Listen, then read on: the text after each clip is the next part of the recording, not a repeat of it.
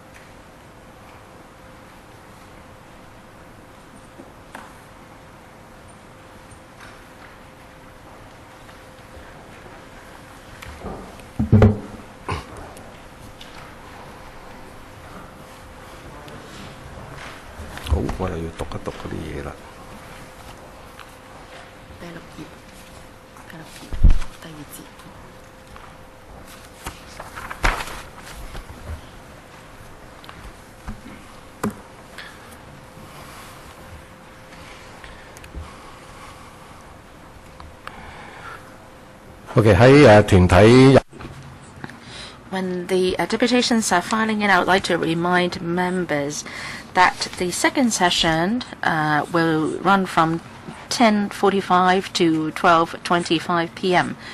There will be a total of 23 deputations and individuals here to give us their views.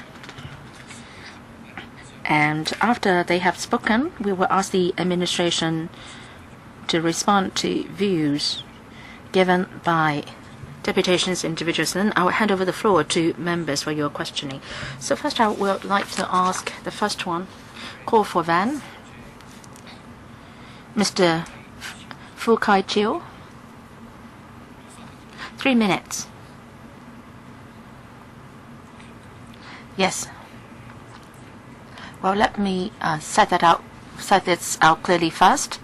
I am all for a drastic increase in the fixed penalty charges to be to enhance in deterrence. The fixed penalty for smoking in non-smoking areas is already $1,500, and for illegal parking, we should start with $3,000, because that will be deterrent enough. Let's take a look at the fixed penalty in other districts. In Venice, $300, New York $500, New York $140, London $400. So we're proposing $480 now. Is not the most costly around the world. It's not deterrent enough.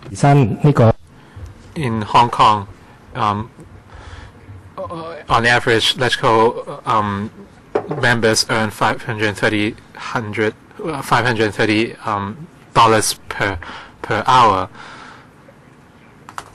So why don't you raise the penalty to $3,000, equivalent to 87 hours of wages? And in Central, there are a lot of professional drivers waiting for their buses, and they just have to go round and round, and they would not receive tickets. But for professional drivers, since the drivers are alone, they have to make deliveries, wait for the lifts, and come back, and it only takes 15 minutes, but then they would receive tickets. So are these really right?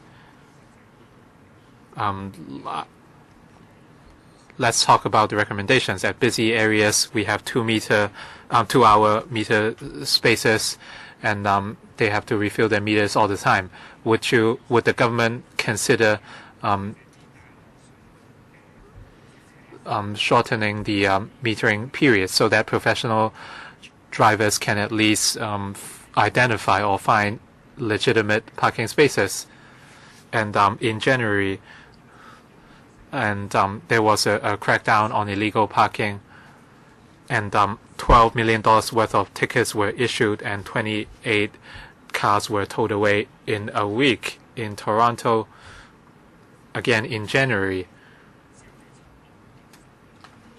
from 7 to 10 a.m., 29 cars were towed away.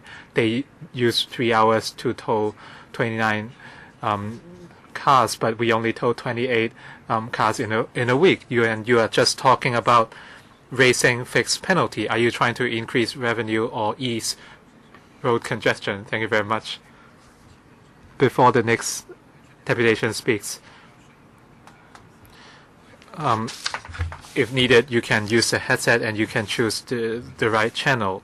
0 is the floor, 1 is Cantonese, 2 English, 3 Putonghua. And please also pay attention to the notice to members of the public attending meetings in LegCo conference rooms and the public gallery. And members of the public can obtain a copy of the notice from the LegCo security staff. I also remind deputations that when making your speeches, you will not be protected by the LegCo powers and privileges Ordinance Cap 382 and the relevant exemptions. Your written submissions would also not be protected. Next, from Clean Air Network, Mr. Chen Kwan-pui. Chairman, members, good morning. In principle, we support the proposal to raise fixed penalty, and this would help ease congestion. But in the last 20 years, for roadside air pollution, for example, especially NO2, the concentration has exceeded the safety threshold of the WHO by at least 2 times. We already have too many vehicles. According to figures in the past 10 years, the number of registrations exceeded 800,000. If we line up these vehicles one by one, we have 348 vehicles per kilometer. We took reference to a joint study conducted by HKU and COHK, which incorporated the road congestion and vehicle speeds in pedestrian central. We looked at the relationship between road congestion, roadside air pollution, and health. We found that at Pettit Street,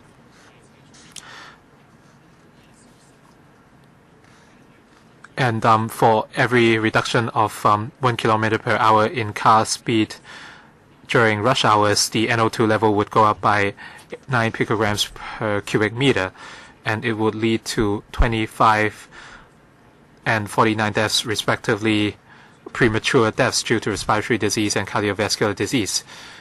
And drivers must take up responsibility, and they must also pay for the health impacts. Since 1994, the penalty has not been adjusted.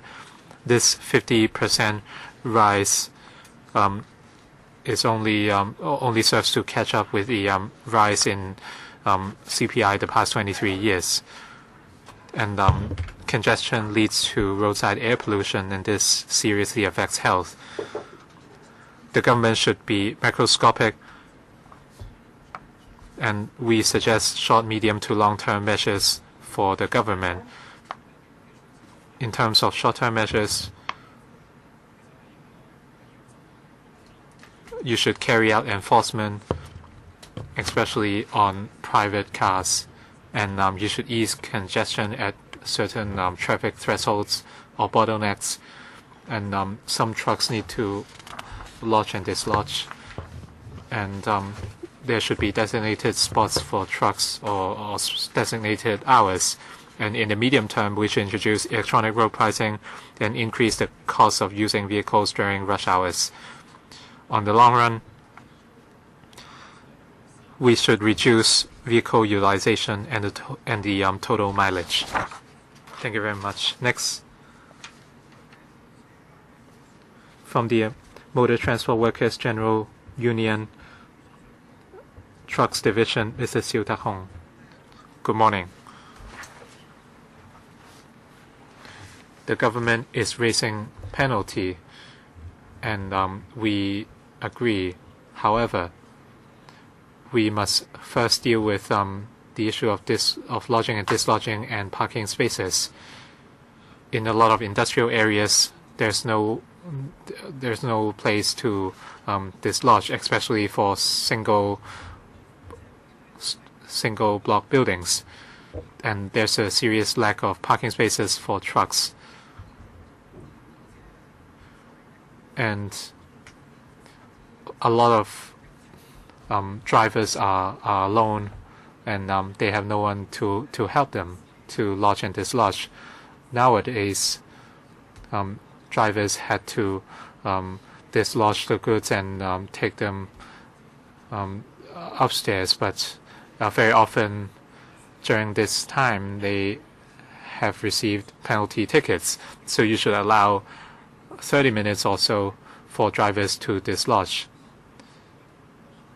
Along Hoyun Road, the road is very wide, and there aren't any parking spaces at night in Kwun Tong. You should offer 8 p.m. to 8 a.m. parking spaces. Right now, drivers cannot find parking spaces, and they have to go round and round, and they have to use extra gas, and that leads to more pollution. Nowadays, we have a lot of properties, but there's a serious lack of parking spaces. Will the government introduce parking spaces for commercial vehicles? For example, the Middle Road car park, it's now gone. Has the government built another one? No. That's why we face serious shortage. We have a lot of parking lots in remote areas. For a Kowloon driver who goes to the Tai Po industrial area, of course, spaces are available. So if you cannot tackle the shortage of spaces, we would not be happy with raising the fixed penalties. It's not saying that we don't support the government, but the government should consider the situation of commercial vehicles. If you can provide spaces for lodging and dislodging, then you won't need to issue tickets. In Singapore, they have cooked food markets, and why don't you build multi-story car parks? Mr. Siu, you said you support the government, and there's a precondition that enough parking spaces must be provided, and that specific hours should be offered for trucks. Next, from the Luen Yao Taxi Association, Mr. Yu Kwok Kang. Thank you.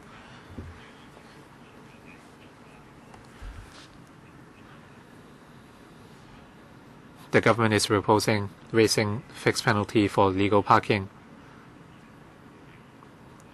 We object to this proposal.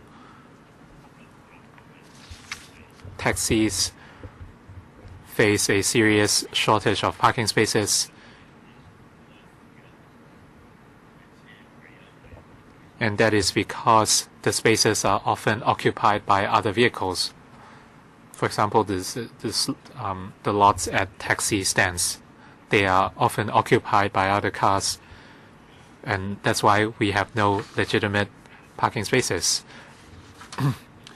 And off-street spaces are also lacking, and during handover of shifts, we have a lot of vehicles. There are a lot of other vehicles, and that has led to unnecessary congestion. That's why we object to the government's proposal.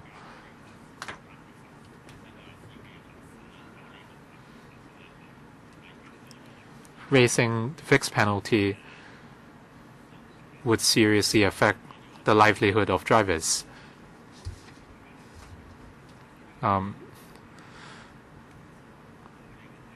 Our business is suffering already, and the income of drivers would also be affected. When we have meal breaks or toilet breaks, well, some drivers receive tickets in a matter of minutes when they are in the toilet. So that's why we object to the proposal.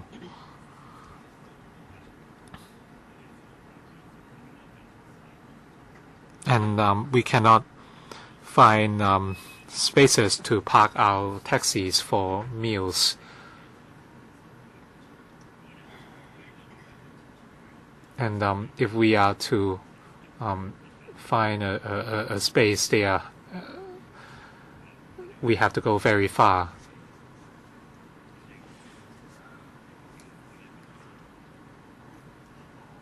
So we hope the government can consider our meal breaks and toilet breaks.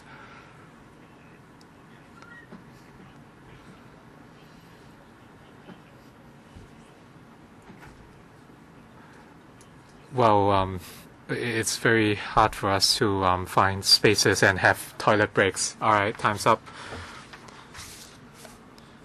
New World First Bus Services Limited, Mr. Fong Ka-fai, thank you. New World First Bus is one of the main forms of transport in Hong Kong. Our services are often affected by illegally parked vehicles. The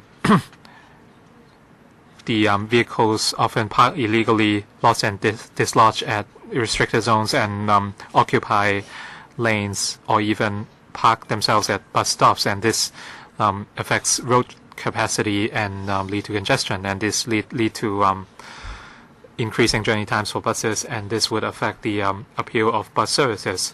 Passengers have to spend more time in taking buses, and they find it harder and harder to predict the waiting times, and this affects the revenue of buses. And bus operators also need to deploy more buses to deal with congestion, and this leads to a rise in costs as well as a drop in revenue, and this would put a pressure on bus fares. Illegally parked vehicles at bus stops also affect footpaths, and this would lead to inconvenience or even danger to passengers, especially wheelchair users. That's why New World First Bus suggested the government to raise the penalty. Next, City Bus Limited, Mr. Lee Kin Ngok. Thank you, Chairman. The fixed penalty charges have not been adjusted since 1994, and from 1994 to 2106, the CCPI has risen by 53%. So the company believes that the penalty charges should be correspondingly adjusted upwards to serve as a deterrent, and the government's proposal of a 50% hike is just catching up with the inflation rate, and we think it's reasonable. The company has for many times complained about illegal parking to the TD and the police because they're obstructing the bus's operation. The police have issued penalty tickets, but the situation is not improved. And from the police's figures, in the past 5 years, the number of tickets issued has risen by 97%. And this goes to show that the situation of illegal parking is very serious. And compared to 1994, the charges now are not deterrent. And city bus services are also affected by illegally parked cars, and as a result, journey time has lengthened, and we have even lost trips. So the city bus is in support of implementing this proposal, and we hope that the Legislative Council can pass this piece of legislation, because there are problems with illegal parking and loading and unloading in restricted zones. Thank you. Next, we have Civic Exchange, Ms. Lau Ho Chung. Thank you. I will be speaking in English. I'm Joyce Lau from Civic Exchange. We conduct research on the environment and transportation. We support these resolutions to increase penalties for traffic and parking violations. The current fines are not high enough to be a real deterrent. Our concern is that these illegal behaviors add to roadside pollution, which is proven to cause health problems like asthma and lung disease. On a personal note, I'm asthmatic and I have young children. I think these are health concerns that we all have. The background brief on this issue describes something we all see every day, which is lines of especially private cars lining up illegally. These violators inconvenience everyone, whether they are fellow drivers or pedestrians or public transport users. Just a few points. Civic Exchange, we fully sympathize with delivery men, hired drivers, and taxis. We need to find a solution, whether between delivery companies or private companies, retailers, to find space and time so they can do their jobs legally. But at the same time, we do need to also crack down when there are violations. There are many different measures that Hong Kong can take, fixing parking, making more space, enforcement, but raising fines should not be delayed while other measures are being considered. So in conclusion, we propose today that we support these fine increases. We think they are a first and overdue step and that they should be combined with other measures to control pollution. Thank you. Thank you, Ms. Lau. And next one, Next one. We have Mr. Chan Tek-yu from the Public Transport Think Tank of Hong Kong. Hong Kong's private cars numbers has increased by 200,000 from 2005 to 2016. I originally supported an increase in the penalty charges, but then after reading through the article of the Murder mention, if you have no car parks, even if you have an increase in the penalty charges, the problem won't go away. In busy areas, commercial areas, you can ask them to park in private car parks, but then the parking fees are very high. They are higher than those charged by public car parks. The government can do something to encourage cars to be parked in public car parks. You can cut down on ease congestion. The Murray Road car park and the Yau Ma Tei car park will be demolished. And in some busy areas, we don't even have parking spaces for coaches. So we are seeing heavy congestion because you're not providing any parking spaces at all. Now, from the public transport perspective, whenever for roads which are used by minibuses and buses, they should be. There should not be any congestion there. But we don't have enough roads. But at the same time, you are issuing many private car licenses. So as a result, we are seeing congestion. In terms of your policies and your facilities, you're not doing enough. There's no use increasing the penalty charges.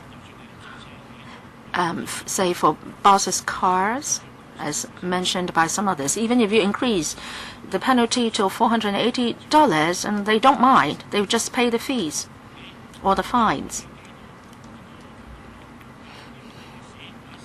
The buses and minibuses cannot say maybe negotiate a band in some busy roads, and some of them have to take Queen's Road East as a result in certain parts of the central region.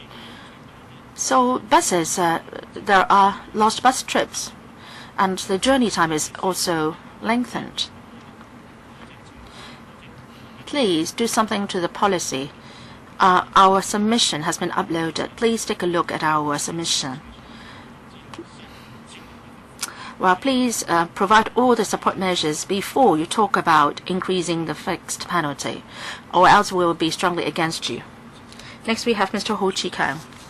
Chairman, good morning. There is a deputation person saying that there is a rise of 50% since 1994. But for my salary, I don't enjoy a pay rise of 50% in the same period. And the government is proposing an increase of 50%. I just don't know what to do. Hong Kong is different from overseas jurisdictions.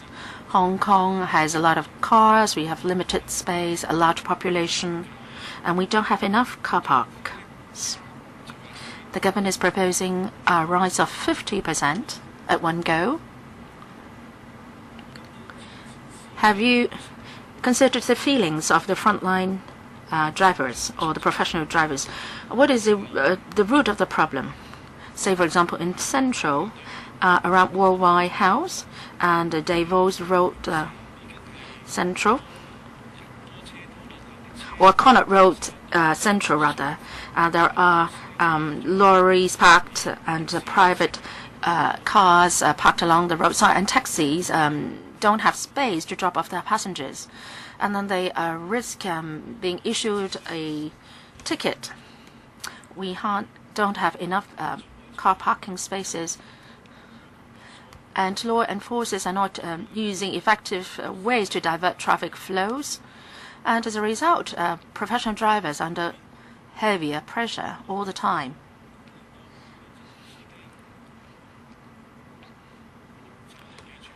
Road congestion has made life difficult for the professional drivers, and the income has gone down. For Icehouse Street, Pt2 Street, Chater Road, Murray Road, there are so many private cars parked along the roadside. They are there waiting for their buses, the drivers, so the congestion is even worse. The professional drivers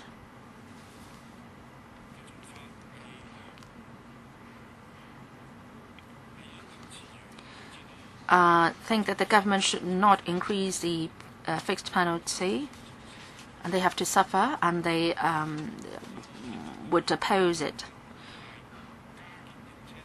We hope that the government can enforce the law more rigorously and provide more car parking spaces. Thank you.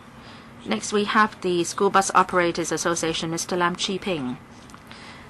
Good morning, Chairman. Our association is against the increase in the fixed penalty charges. We have been law-abiding, and we have no further option, in a sense. We are school buses, and we can't find legitimate car parking spaces. We used to park in the housing estates car parks, but after Link has taken over the car parks, they are chasing us away because the Lands Department doesn't have a category of our vehicles. We used to park in lorry parking spaces, and they said no to that. So for us, in Hong Kong, we don't have legal parking spaces. For metered parking on the roadside, the space is not sufficient for us. There are parking spaces for buses.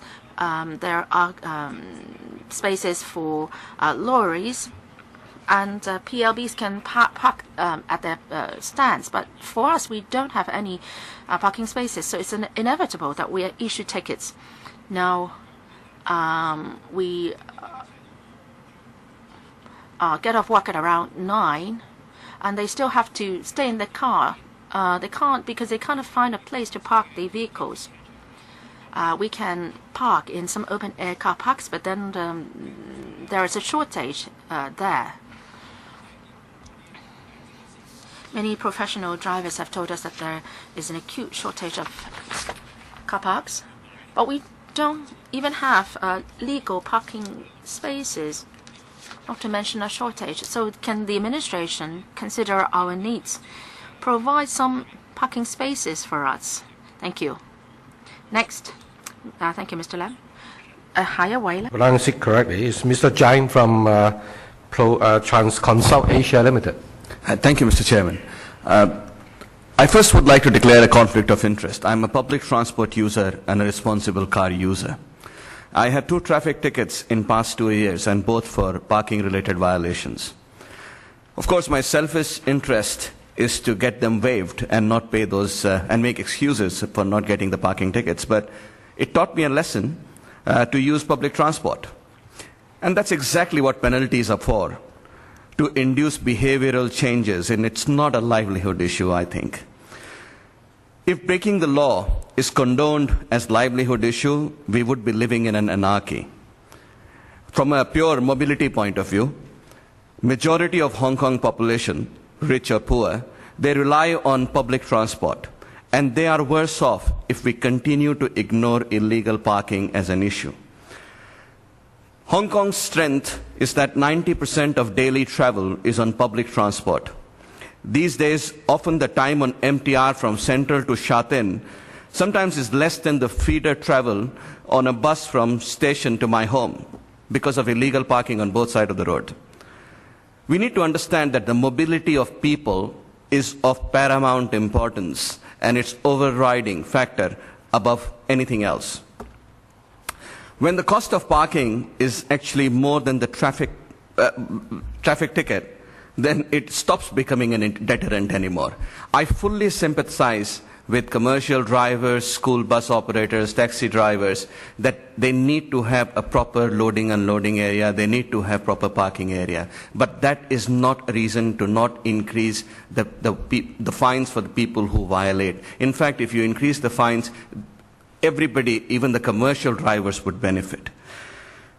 If the members do consider traffic penalty to be a livelihood issue, can you imagine what will happen if we removed it entirely? We'll convert Hong Kong into a parking lot. That is completely an unsustainable scenario and affect our economy, environment, and general well-being.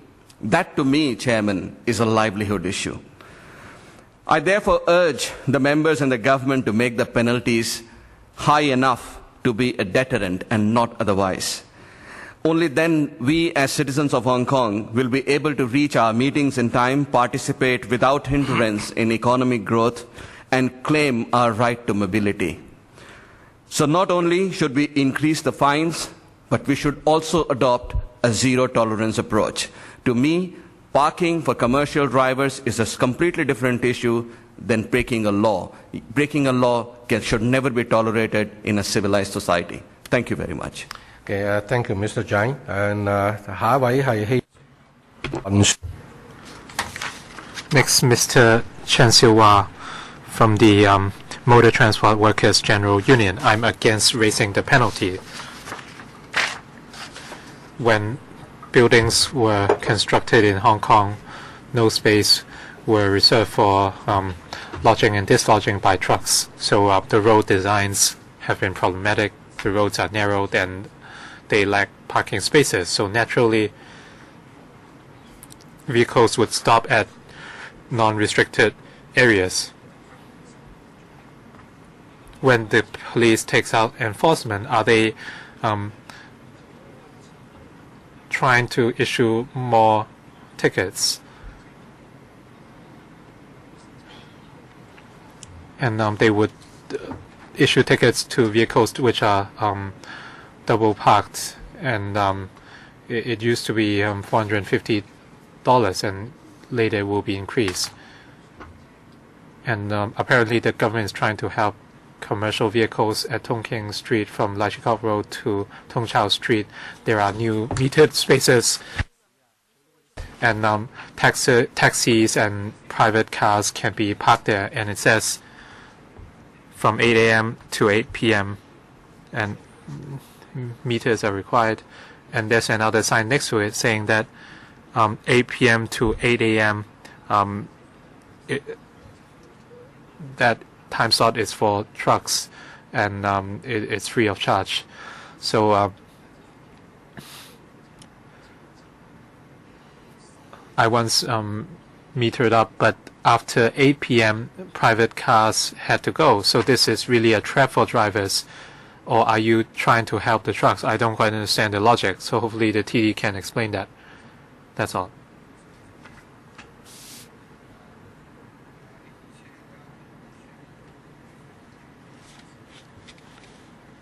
Mr. Tan Wai Chiu from the Motor Transport Workers General Union Non-Franchise Buses Division.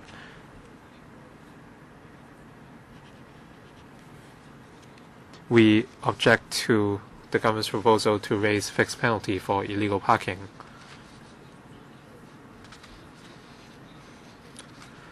Raising the penalty would increase government revenue by 1.2%, but there's no deterrent effect at all. This is just an excuse to raise penalty. There would be a deterrent effect to frontline drivers even if you raise the penalty by $10 or $20, because they are only employees and they might lose a few $1,000s per month. But for drivers with luxurious cars, a few $100s wouldn't matter.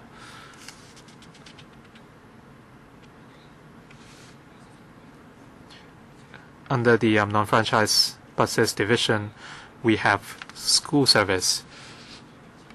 We have 2,000 school buses, and since 1970, we still lack an identity, and we cannot be parked at any car parks, and that's due to the land lease conditions. This category of vehicles just does not exist. In the past, it wasn't a problem because our drivers used to be from the grassroots, and they would park the school buses at their own housing estates, and they were able to rent parking spaces. But since most housing estates were sold off to the Link by the government, the Link became a listed company, and under their terms and conditions, the school service parking spaces were became violations. So they drove us away from the housing estates after the contracts were up. In the past, we only had about 1,000 such buses, so it wasn't a problem. Now we have about 2,000 since there are more students, and this has become a problem. These 2,000 buses have nowhere to go, and the Link refused to rent us parking spaces, and a lot of public estates refuse to give us spaces. But in housing estates under the Link, there are a lot of vacant spaces for trucks. All right, thank you. From the Urban Taxi Drivers Association, Mr. Chong Tak.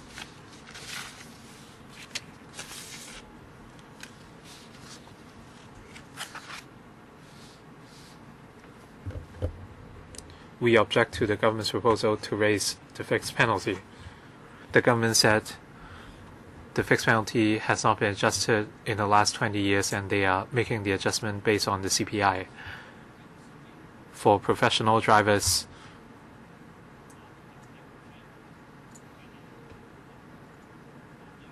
and the transportation trade has grown, but for professional drivers, our income has been going down. Our income has gone down, and yet the government is trying to cite figures, and they are increasing our operating costs. That's why we are making an objection. For professional drivers like taxi drivers at commercial areas like Central, it's full of private cars, and very often we have to double park in order to dislodge our passengers, and we might run into argument with enforcement officers or even receive penalty tickets. Over the past 10 years or so, the number of private cars has gone up almost 40%, but the number of taxis and buses have not gone up. Now you are raising the fixed penalty across the board. So this is really unfair to our professional drivers. And on the roads, well, the road designs have been problematic. For example, at Flaming Road, at the junction with Wan Chai Road, there is a box junction, and the two lines would converge into one. We told the TD about these problems, but there has been no follow-up. If this continues, more professional drivers would fall into the trap of penalty tickets. The government should not use penalties to ease congestion. They should tackle the problem at source and deal with road designs they should look at those properly before trying to adjust the fixed penalty. Mr. Lo Si-ching. Thank you. There's a serious shortage of parking spaces as frontline taxi drivers. The night shifts would often end after 12 midnight, and it's impossible to find legitimate parking spaces. We have to be parked at certain obscure spaces without affecting the traffic. And at industrial areas, the government has encouraged parking at night, but I received a penalty ticket in the midnight. And the meters only start at 8 a.m., but tickets are issued at 7. So we are forced to park illegally at night because we cannot find legit parking spaces in the midnight. So we object to raising the fixed penalty. As for restricted zones, the penalty will be raised from $4.50 to $6.80. This is a substantial rise. For certain passengers, they would get off prematurely because they are in a hurry, and they would leave the money and go.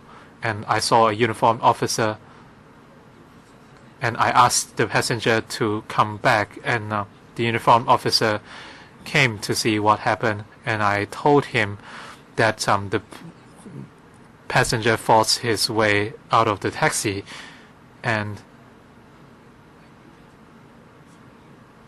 we don't want such discretion, but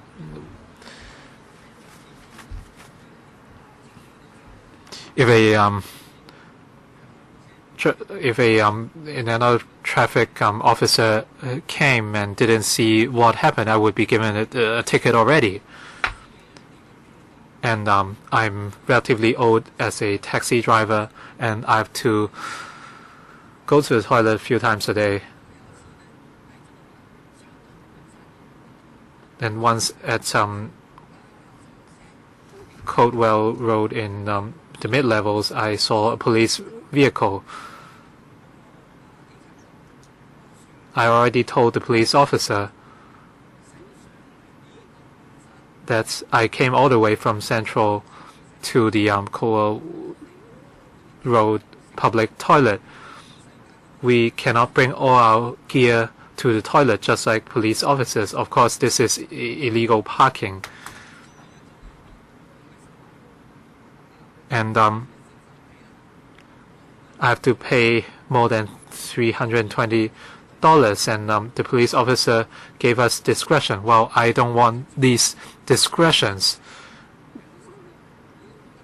We want legal parking spaces for toilet breaks. The growth in our income certainly fell behind inflation over the past 20 years. Back then it was about $10,000. Now it's still the same. If inflation, if the penalty is raised by 50%, this is unacceptable for us. From the Yuen Long Coaches Association, Mr. Men Hoi Tek. Thank you.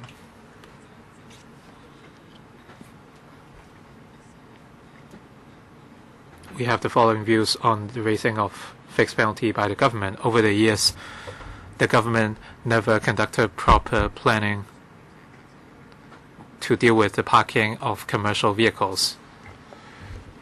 For a lot of outdoor car parks, whether public or private, have been converted into property developments. And on the other hand, the number of vehicles grew rapidly, so increasing penalties is not the solution. You have to tackle the root of the issue. We have 3 recommendations. First, there should be enhanced enforcement at black spots. You should not only carry out enforcement at night.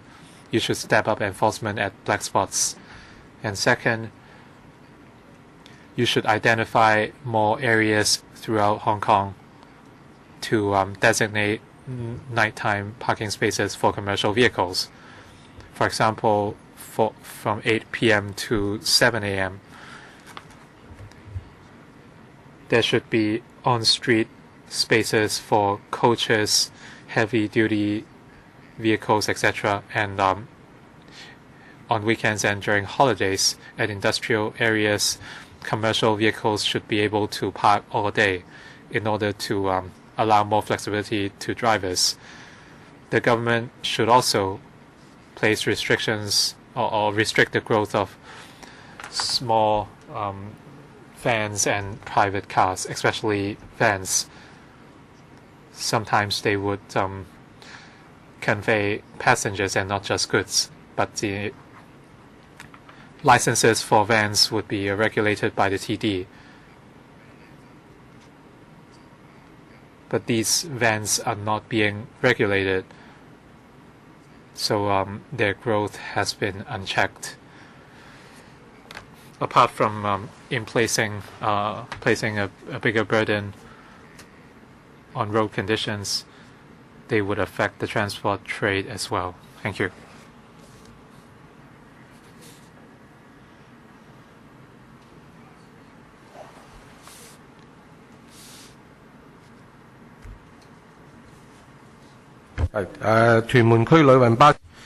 From the Tuen Mun Coach Association, Mr. Cheng Po Sing.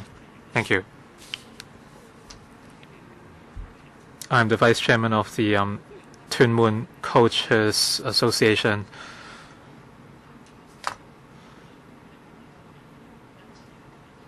We strongly object to the government's decision to substantially raise the fixed penalty for illegal parking. The government is proposing an increase of 50% in penalty. They thought that this is the answer. I don't think this is the case.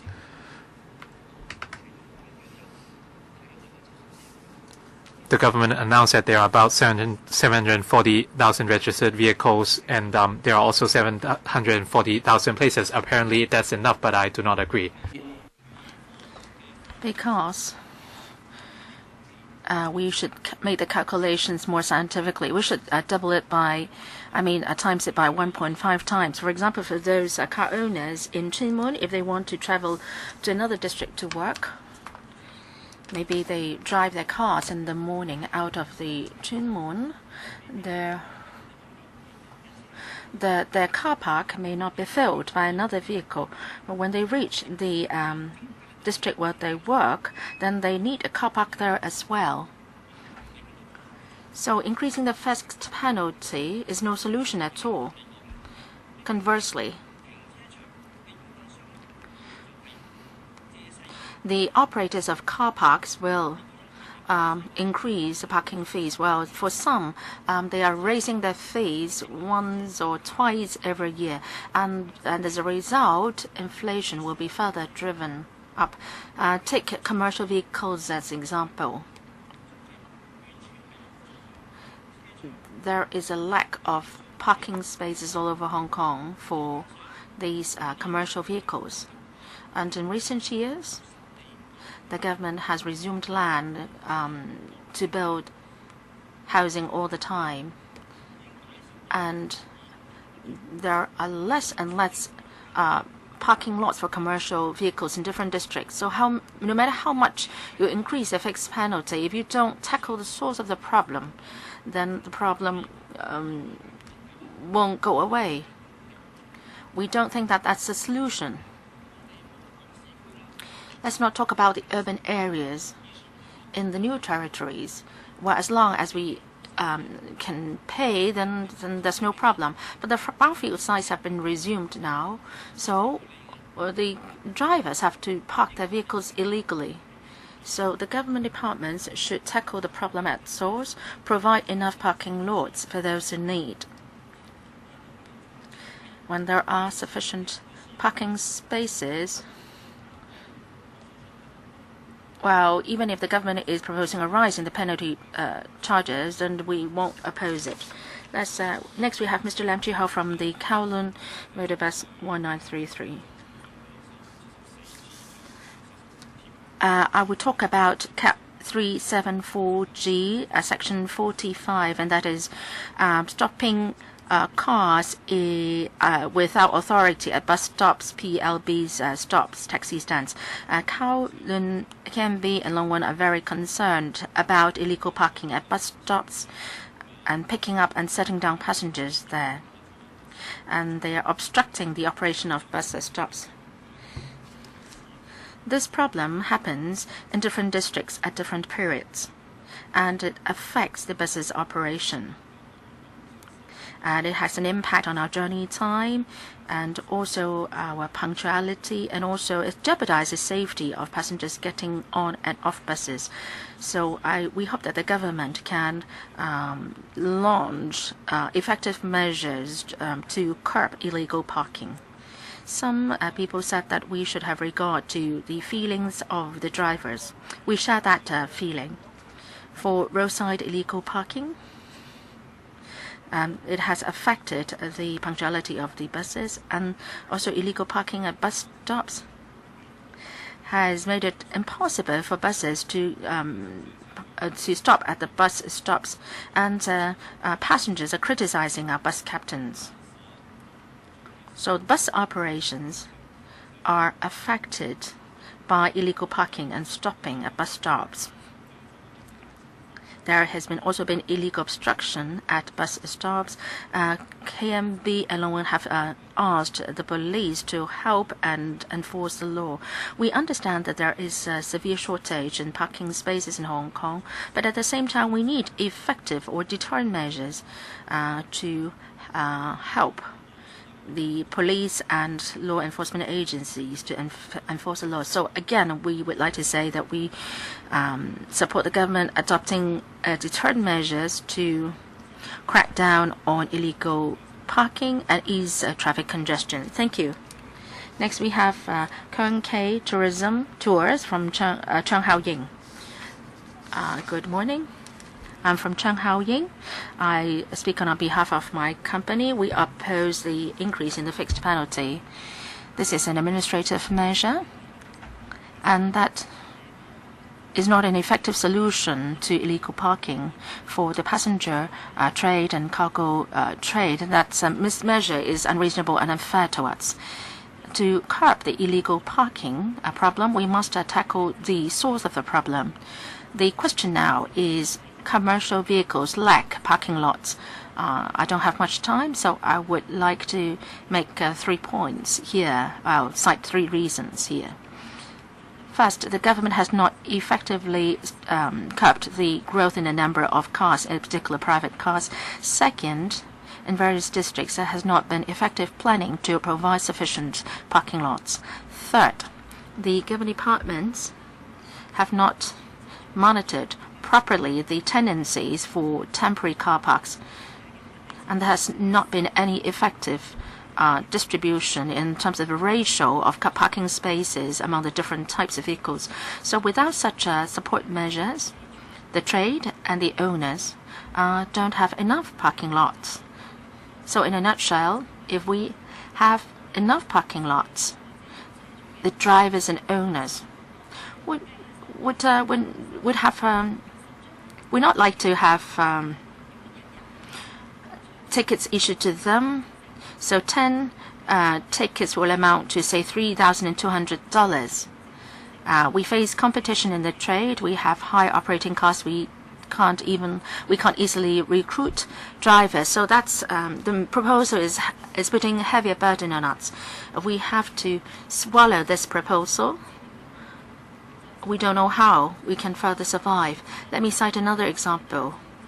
For commercial vehicles, coaches, the vehicles are very big in our dimensions. Even if we have private car parking spaces, they can't accommodate coaches. Even if we want to pay 10 times more, we don't have open air car parks in every district, and many car park operators are very smart. They are using this sort of subdivided units policy. They turn one coach parking space into 3 private car parking spaces. So where can coaches park?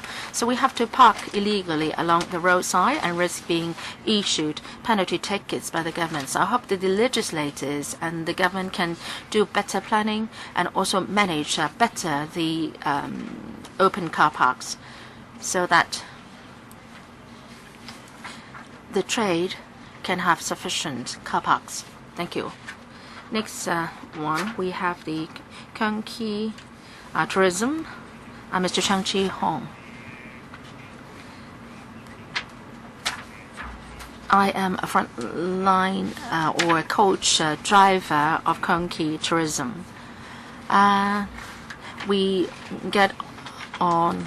get to work very early, get off work very late, and we work 8 hours, but we have to stay in the car for over 10 hours just to avoid being issued a penalty ticket. We don't have car parking spaces, and so as a result, we have to eat our meals in our coach, and we are under tremendous pressure. In 1 month, I was issued 16 penalty tickets in 1 month, and the government the company paid for 10 of them, and for myself I have to pay for 6 of them. I am just a worker in the company, an employee, so it's difficult for me to pay for 6 tickets. If I'm asked to pay for 16, then it's even harder for me. So if the fixed penalty is to be raised and we don't have any parking spaces, we just still have to park along the roadside, and we will be under even heavier pressure. So that's all I want to say. Thank you. The next one is from the session 1. The Motor Transport Workers General Union, the PLB branch. Mr. Chen, I am a representative of the red minibus trade.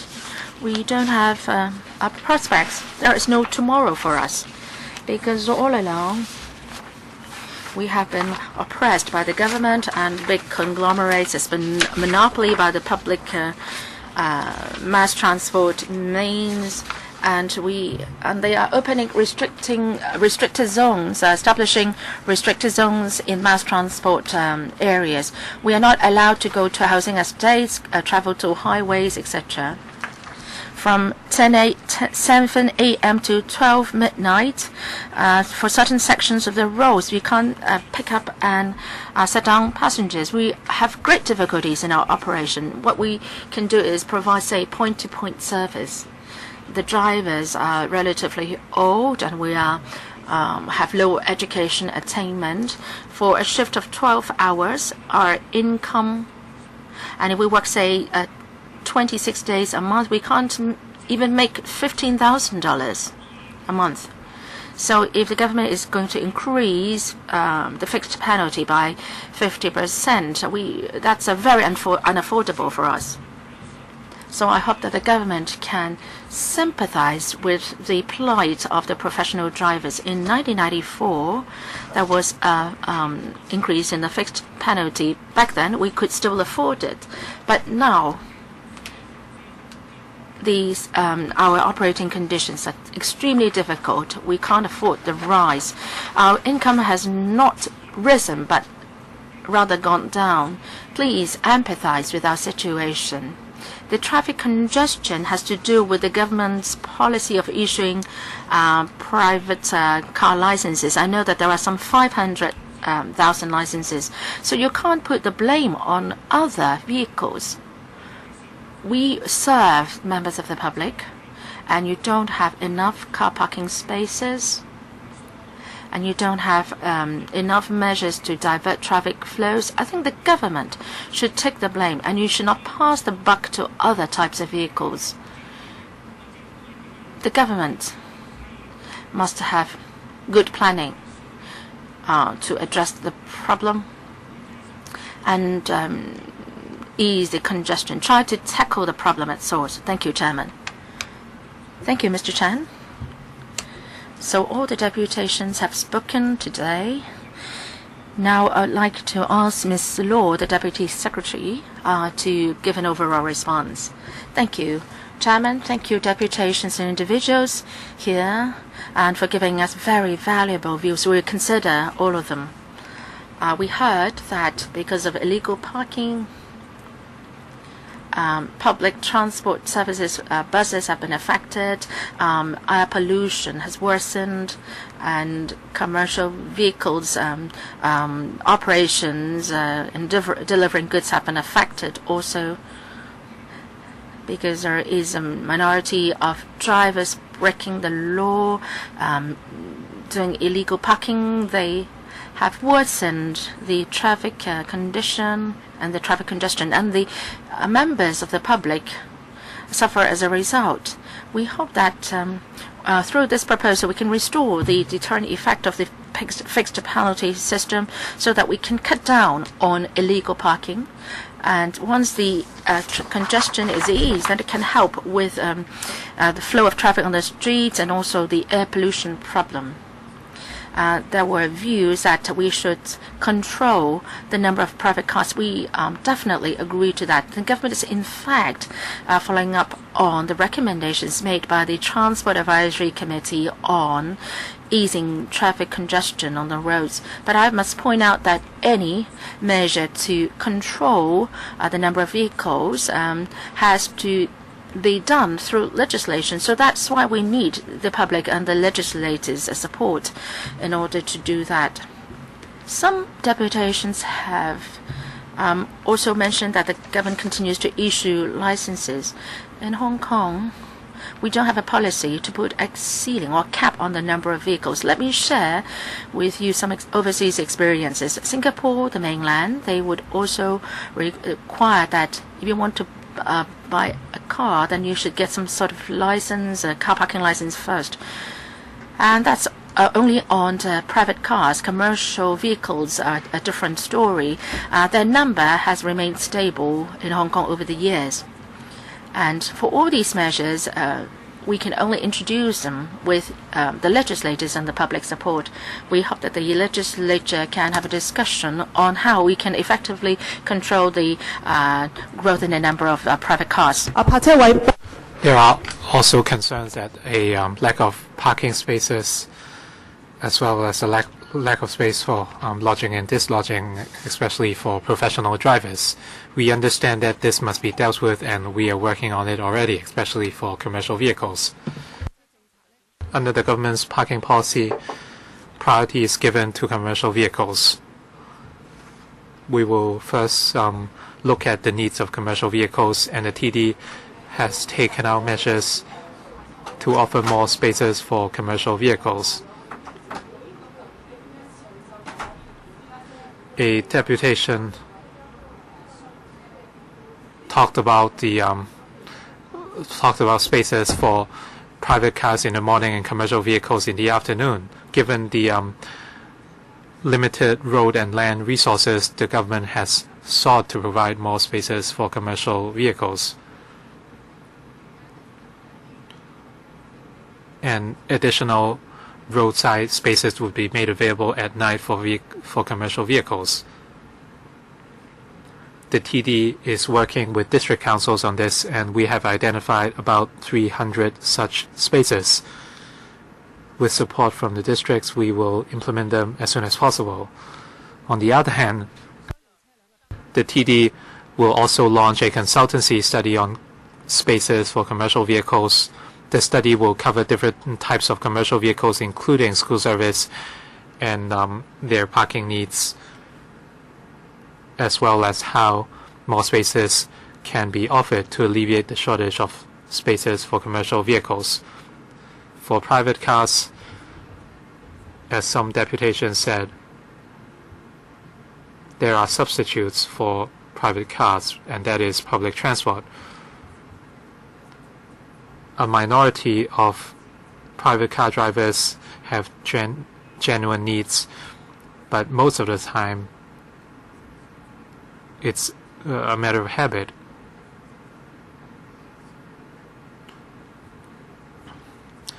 The government understands that there's a need for private cars, but our priority is always on commercial vehicles.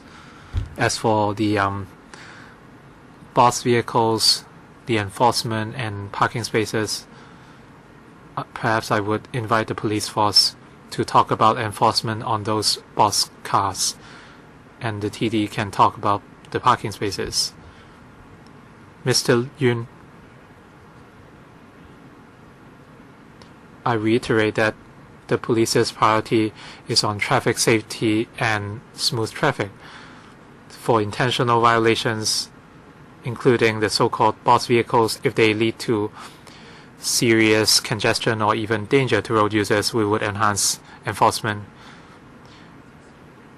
including issuing tickets without warning or issuing multiple tickets. We might even tow away their cars immediately. When we look at the figures in 2016, we towed away 54 such cars. And in 2017, for the first 3 months, we towed away 58 cars already. So in 3 months, the number of cars towed exceeded the total number of last year. The police will continue to enforce the law at these black spots.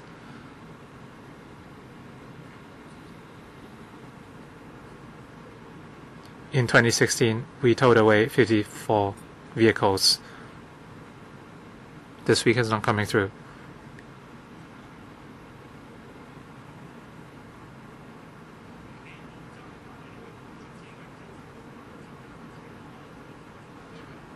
What about the figure before you enhance enforcement efforts? Does anyone want to speak? We talked about shortening the periods of metered spaces under the Hong Kong laws.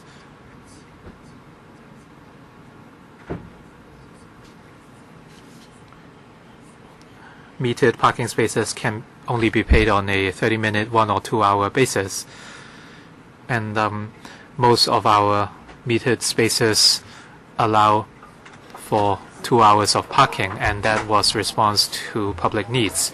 And at some busier areas, we want to increase the turnover of metered spaces, which is why we consider half an hour or 1 hour meters. And when drivers change shifts, they might have to go to the toilet. But the TD has always listened to the public and district councils. And if you have specific recommendations, please feel free to let us know.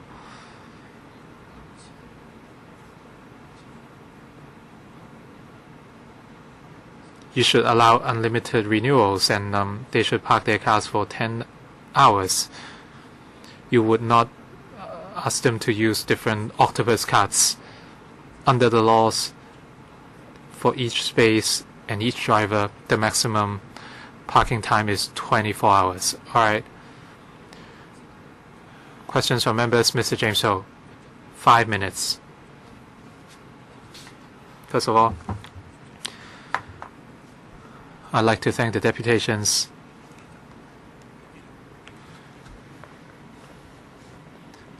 This is a tough issue indeed.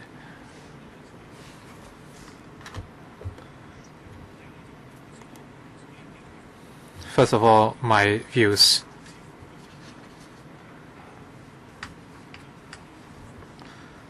The government feels that increasing the penalty would be one of the measures to contain the growth of cars. I don't agree with them.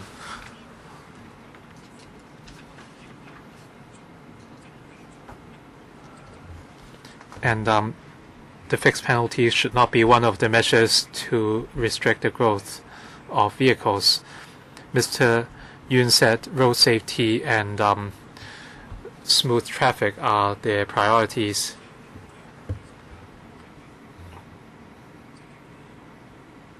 The deputations talked about midnight shifts, or, well, I have something to declare.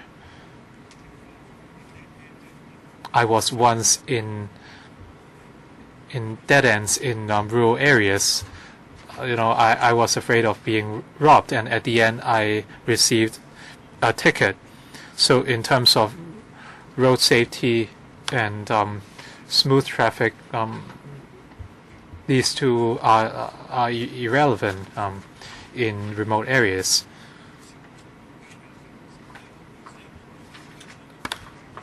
There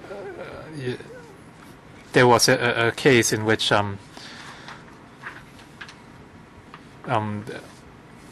the late hours at about 3 a.m. a penalty ticket was issued at a minibus stop. I think the government should really think about that. For some vehicles, at some areas, for example, restricted areas or the main roads. For example, certain areas in Central, there are black spots. Some of the tickets you issued were incredible.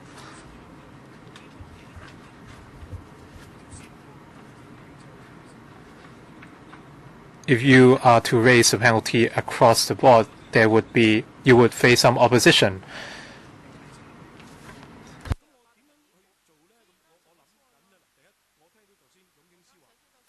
Mr. Yun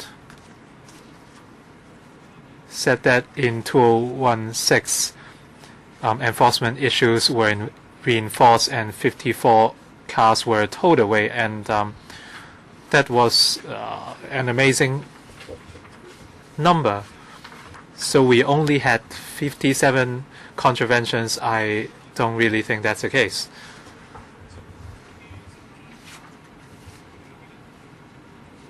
Those vehicles might be parked there for a long time, and maybe they were damaged, and at the end they were towed away. So those were the cars you were talking about, probably, instead of vehicles that were obstructing the traffic. So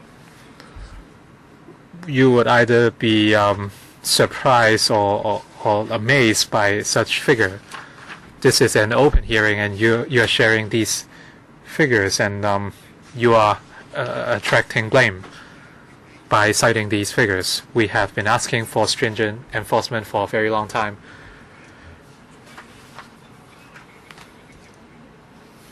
And in this open hearing,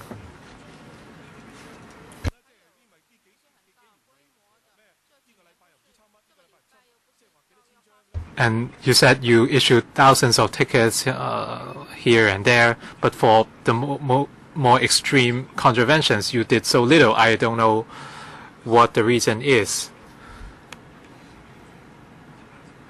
Perhaps I would raise a question here. Can we have some special zones or black spots, or zones with double yellow lines, and or places like Chunwan? Would you raise penalties in those areas first? Would that be the case? Mr. Yun, anything in response? Before the police response, I'd like to clarify what Mr. To said. The government never said that raising the fixed penalty would be a measure to control the number of vehicles. The government just wants to ease traffic congestion through raising the fixed penalty, and there's a difference. To control the growth of private cars, support from electrical is required, but this is not something that can be achieved by raising the fixed penalty for illegal parking. Mr. Yun? On the number of cars towed according to the laws, drivers would be given warning before their cars are towed. And in 2016, starting from June, we stepped up enforcement and notices were given without warning, and after multiple warnings, the cars would be towed. to a detention center. So it was a gradual approach to respond to public calls against illegal parking. And for the first 3 months of this year, we already towed away 58 cars. And we will continue to carry out enforcement at these black spots.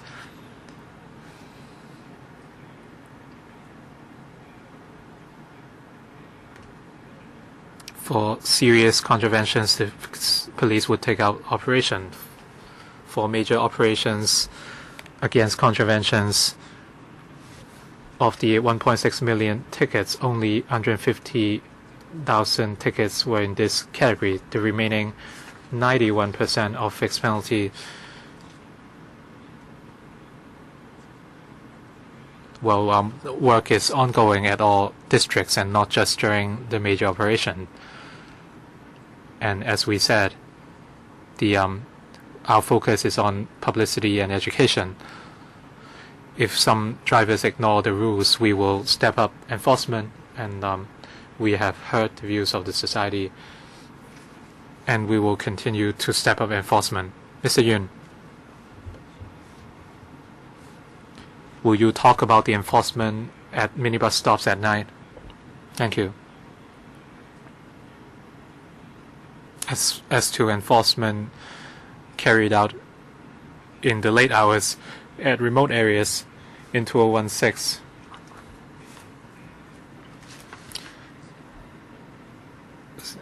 less than 0.1% of the enforcement efforts were done in the late hours, and there were complaints from the public due to road congestion. And in midnight,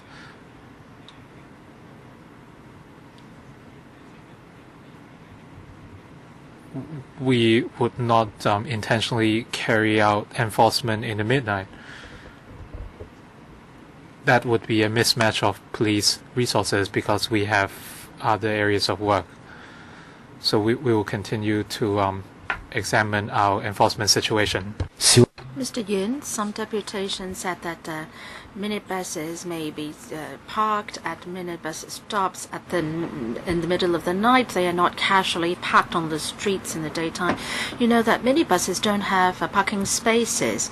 Normally, they can't use car parks. So they're talking about this.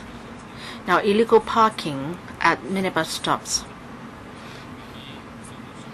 Minibus stops are there for minibuses to pick up and set down passengers, and they're not supposed to serve as parking spaces for minibuses.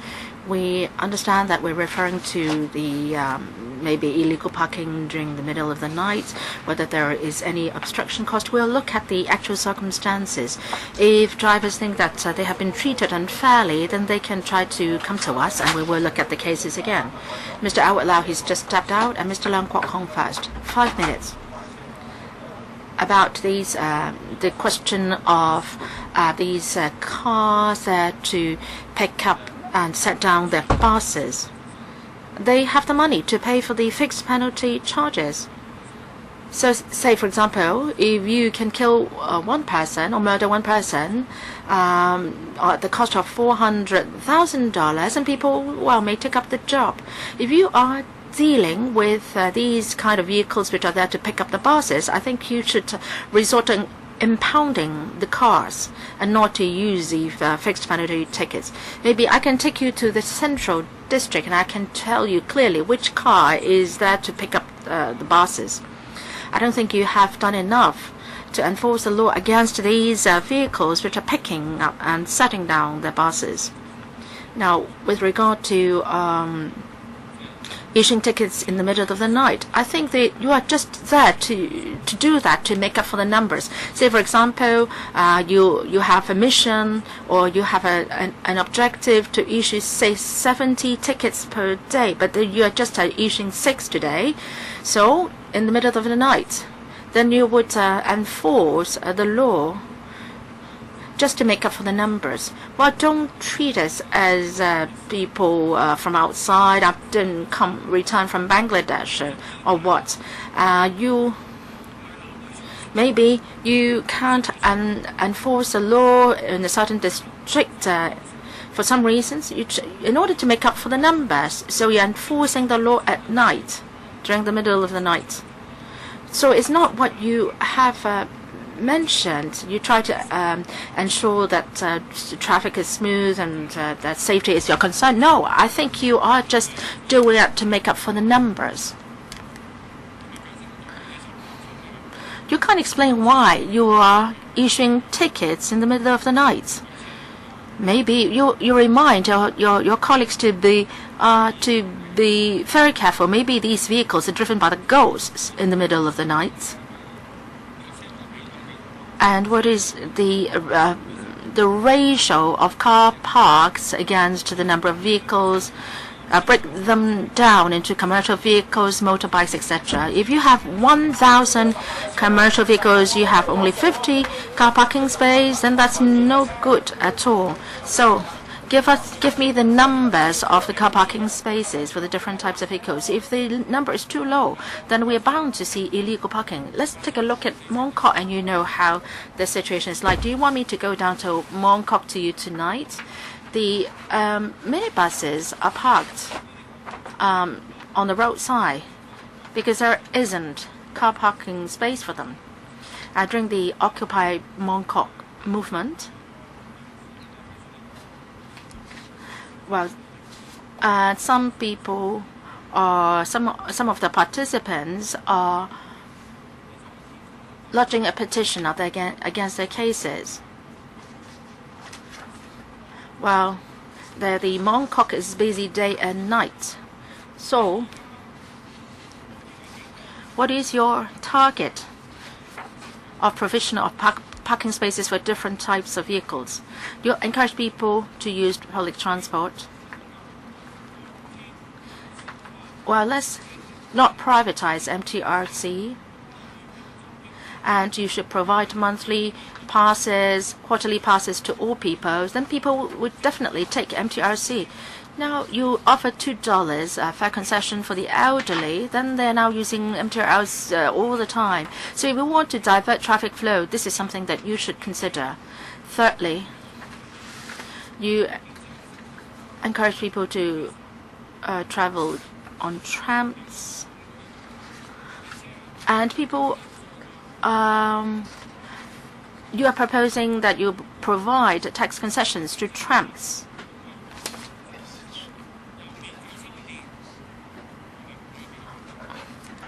Well, in fact, you are talking about electric vehicles here. You are encouraging people to use electric vehicles, and people are now buying electric vehicles. So you are, in fact, encouraging people to buy vehicles in your policy towards electric vehicles. So I'm asking them to provide figures in the past 5 years. You should have all the figures. Don't you have the figures? And also, Chairman, in the next 5 years, can they tell us how they're going to change the ratio? Yes, DS, would you like to respond? Chairman, Mr. Leung, thank you for your question and comments. In relation to law enforcement situation, we can't agree with what you described. We don't agree to your description of the situation. I don't think you are paying respect to the frontline officers who are enforcing the law duly and properly. Well, Mr. Leung, don't have a dialogue between yourself. Let the DS answer the question. I think this is really the situation. The frontline officers will be criticized if they don't issue enough tickets. Well, please don't smear me for my criticism of the frontline officers. I think there's a problem with the system. You don't have enough car parking spaces, so people have to park illegally. And at the same time, you're asking a certain number of fixed penalty tickets be issued every day. So the commercial vehicles are suffering as a result. I'm infuriated. You're attacking me personally. I'm not criticizing the police officers. I'm criticizing just the policies. Thank you, Chairman, and thank you, Mr. Leung. the government or the police have pointed out many times, there is no quota at all in relation to the number of FPTs issued. I think that we should really drive home this message. The police don't have the policy on setting a quota on the number of FPTs issued. Concerning car parking spaces, the government agrees that this problem has to be dealt with, especially for commercial vehicles. They lack parking spaces. And also there's development on brownfield sites. Goods vehicles used to park at brownfield sites, but gradually there's been development on brownfield sites. So we are losing some car parks there as well. So that's why we have launched short-term measures to speed up the provision of car parking spaces for commercial vehicles. We will also conduct a study on that in that area in order to provide more car parking lots.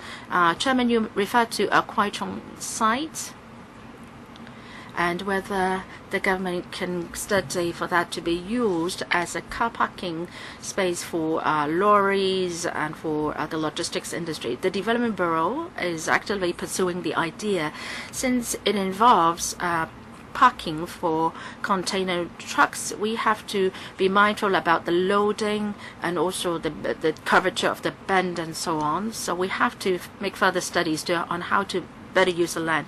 The study will commence this year. And also, in the last session, I also said that in relation to parking policy of the government in order to ease the shortage of parking spaces for commercial vehicles, in May this year, we will be giving you a detailed paper setting out all the plans, and that will be submitted to the transport panel of the electrical for its scrutiny and deliberation. On the present proposal on raising fixed penalty, should we implement that after we have dealt with the parking issues? I think we can do two things in parallel. In the first session, or rather in the first meeting of the subcommittee, we have shown some PowerPoints which show that is not that there is illegal parking just because there is a lack of car parking spaces. We have shown some slides showing that there is illegal parking right next to a car park which still have vacant spaces. For various reasons, some drivers will not park into a car park, say they want to save up on cars and so on. So that has worsened the air pollution and the society has to suffer as a whole. And we hope that the legislature and the members of the public can support this proposal to raise the fixed penalty, and so that we can adopt a two-pronged approach in dealing with this traffic congestion issue. Mr. Leung Kwok Hong. Well, in the Scandinavian countries, they are different. And in some other countries, the fixed penalty level would depend on your assets. Would you consider a similar system? Say, for example, if Li Ka-shing's car is issued a fixed penalty ticket, then he will be imposed a penalty based on his assets and capital. I know that it may involve a lot of work, but this is a fairer approach. You have so much money, you have a low opportunity cost for your own convenience sake, then you have illegal parking. You don't want to even walk a few steps. I've seen this before. The driver of a car, I've seen this, that he would move forward a few steps so that the rich man doesn't have to even walk a single step in order to get into the car. So won't that cause obstruction? If you have to have a penalty system, why don't you consider this mechanism? You are so rich. You have a Rolls Royce. This is a luxury item. So maybe the same car can, support the livelihood of an entire family, which is poorer. So there should be a progressive system for penalties for the rich people.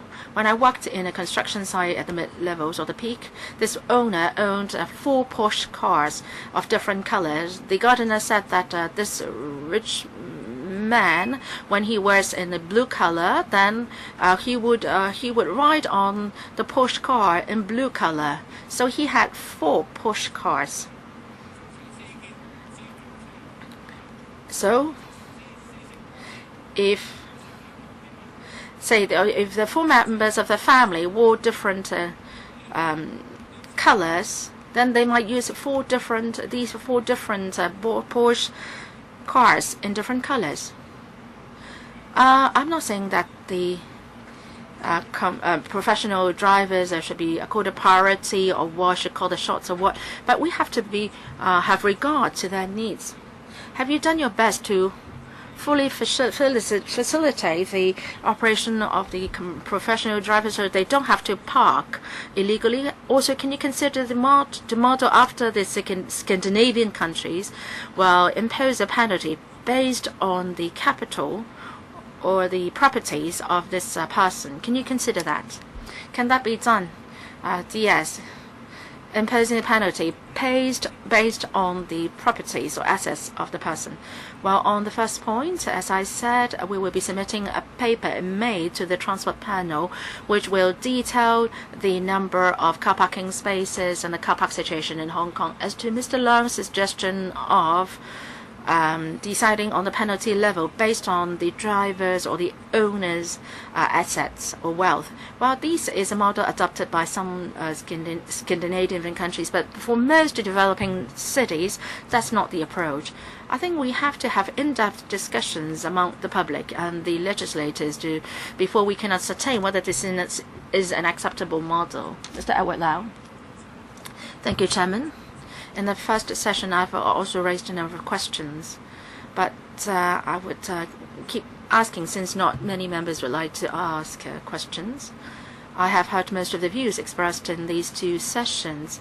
Most of the deputations don't agree with this across-the-board approach to increase the fixed penalty. I thank the deputations for giving us so many valuable views. I understand that the illegal parking is very rampant now, and we hope that the administration can pay heed to the views expressed in both sessions. As the Deputy Secretary said, a small number of people is affecting the majority. If that's the case, shouldn't the government focus on this minority at certain black spots? Shouldn't they do more at bus stops instead of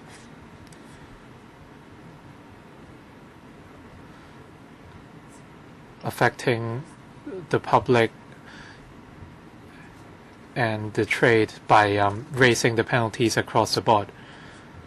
As I said in the first session, $320 is not a small sum. Even though you said it had not been adjusted since 1994, the salaries of the transport trade has not gone up since 1994. So $320 is still a substantial sum for them. And at some traffic black spots,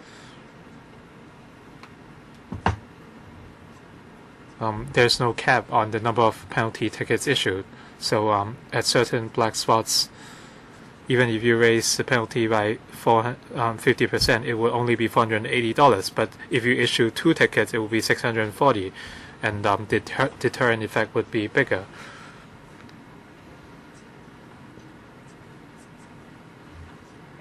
And you can carry out enforcement in a flexible manner at these black spots. You said that support from the public and LegCo are both required. And I'd like to tell the government that the DAB is against raising the fixed penalty across the board.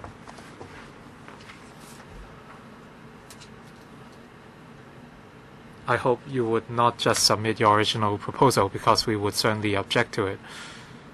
You should focus on the minority and deal with the shortage of spaces for parking in Hong Kong. Since you are doing a study already, I hope you can show us the figures before putting forward your proposal.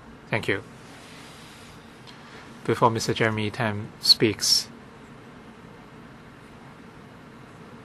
in your PowerPoint presentation last time, there were vacant spaces in car parks. Look at the car park next to Grand Hyatt. I think you should tow away the cars without giving penalties. That's my suggestion. Mr. Jeremy Tam. Thank you.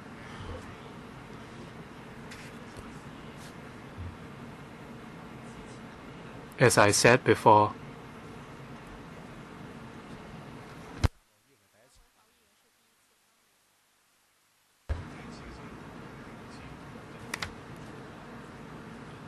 I should have gone first before Mr. Lau Kok Hong.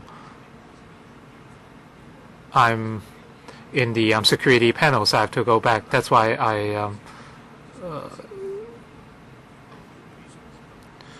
my view is similar to Mr. Edward Lau. For certain districts or the so-called black spots, can we raise the penalties? What are the views of the trade? I'd like to hear more. Hi, Chen Hing. Mr. Chen, how would you define black spots? Today it might be Central, tomorrow it might be Causeway Bay, and later it might be Tsim Sha Tsui and Tsuen Wan. So later all the places in Hong Kong will become black spots. So that's about definition. All right, Mr. Fu.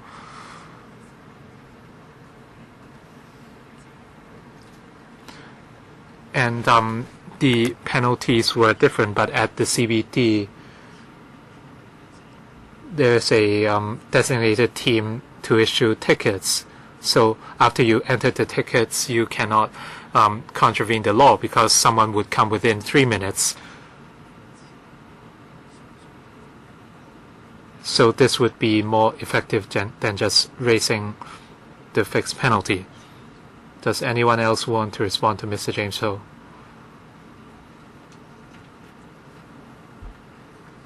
Mr. Lo Si Ching. For the so-called black spots, Central is the worst area, and electronic road pricing focuses on Central, from Queen's Road, Central, after you pass Ice House Street, to Man Pong Hong. There are always cars on the left, and we are forced to double park. But we are forced to do it because the inside lane is always occupied on Chater Road, from Alexander House, and the Prince House is the worst. Or the Prince Building is the worst. And sometimes cars are lined on both sides. And at the Worldwide House, taxis often have to stop in a restricted zone.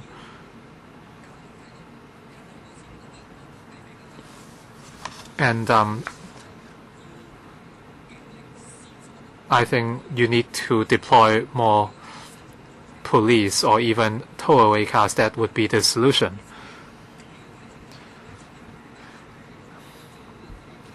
For vehicles that only stop momentarily, you shouldn't give them tickets. I think the government should consider different enforcement levels for different areas. Mr. Edward Lau talked about focus areas for enforcement. I think the two are not mutually exclusive. We have 4 minutes left. Barring any objections, I would extend the meeting by about 15 minutes. We will wrap up after Mr. Jeremy Tam and the government has spoken. As I said in the previous meetings,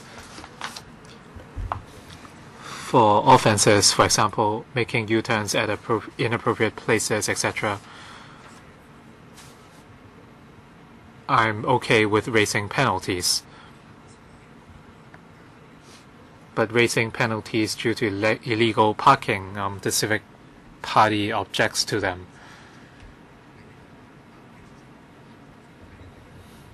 We asked if it's okay to have different treatments, and you said it is not possible technically.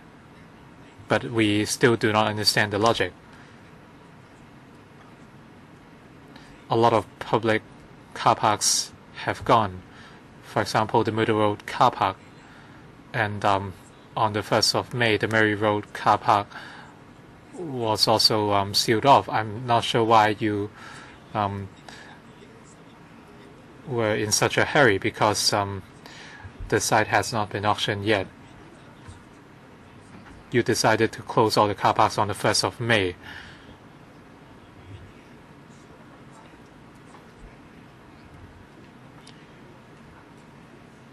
You said there are new plans or pilot schemes for commercial vehicles, for example, parking at night or from 8 p.m. to 7 a.m. What has been the result so far? Deputy Secretary, thank you. Thank you very much. We have been implementing the measure gradually, and with the support of district councils, we are now providing 80 parking spaces for commercial vehicles at night, and the operation has been smooth so far. When the TD consults district personnel, we are often met with objections, for example, over noise nuisance, traffic safety concerns, etc. The TD would only identify sites without safety concerns, but due to objections from districts, some spaces could not be introduced. I don't want to waste time, Chairman. You told me about these places or spaces last time I asked for a list. I went to Hongtou Road at night. In principle, 3 commercial vehicles can be accommodated from 8 p.m. to 7 a.m.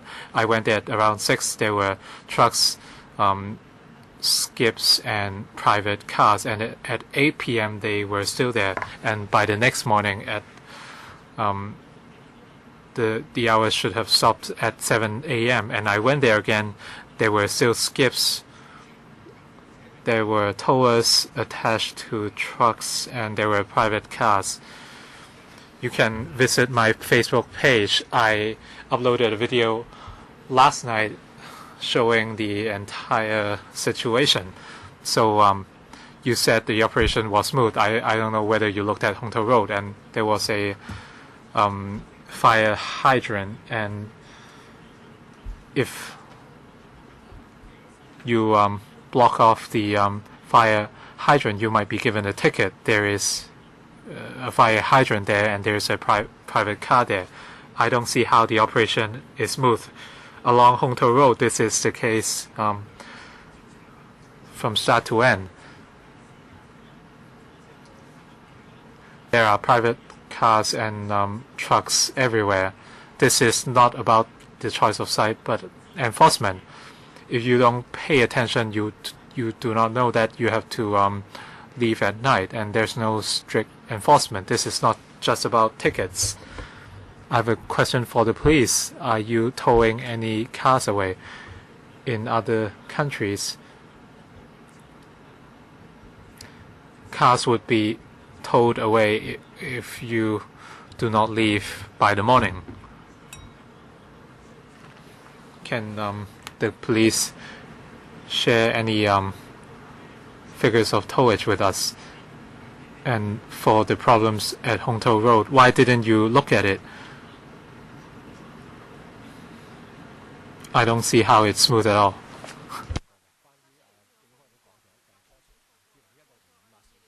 In 2016, 54 cars were towed, and for the first 3 months of this year, 58 cars were towed. This is way too little. There's no deterrent effect at all. Towing is the only way to go. At Shenmong Road and at the junction with route number 3, there are a lot of private cars, commercial vehicles, and heavy vehicles all year long. I live there and I see it every day. But you don't tow those cars or even issue tickets. I didn't see anything like that. So this is not just about enforcement or tickets. You have to tow the cars. For the nighttime parking, 8 p.m. to 7 a.m., the situation and enforcement. Thank you very much. Our district TD staff would look at these vehicles, and we will try to find out about the situation mentioned by Mr. Tam. In terms of towage, the police has responded, and they are enhancing the enforcement to deal with illegal parking. I want to add that I support strict enforcement from the police. That's the only solution. So time is up. Before you leave, the minutes for the last meeting were shared with members. The Secretariat did not receive any amendment suggestions. So barring any comments, can members confirm the minutes?